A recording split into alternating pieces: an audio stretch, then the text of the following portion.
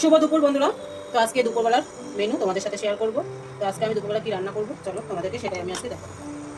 তো এদিকে কড়াই গরম করতে দিয়ে দিয়েছি, আর এদিকে হচ্ছে আমি লম্বা লম্বা করে দেখো পটলগুলোকে কেটে নিয়েছি, একদম কচি পটলগুলো দেখো একদম কচি।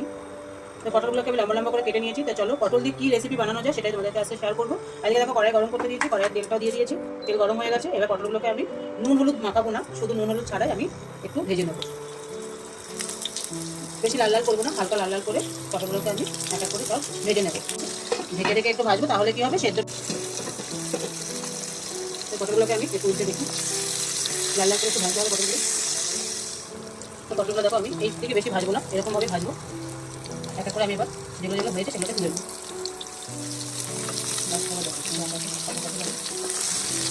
আমার সব ভাজা হয়ে গেল।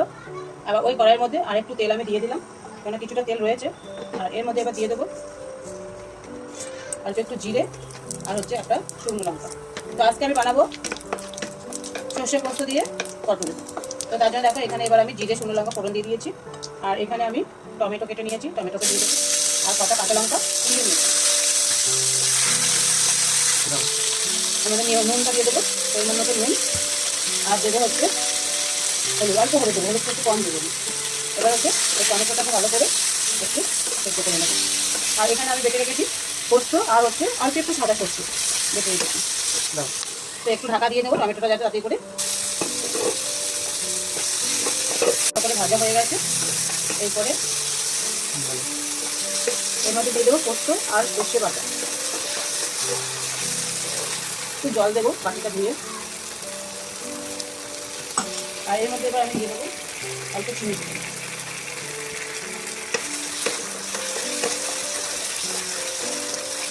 এর মধ্যে আমি এবার দিয়ে দেবো ভেজে রাখা পটলগুলো।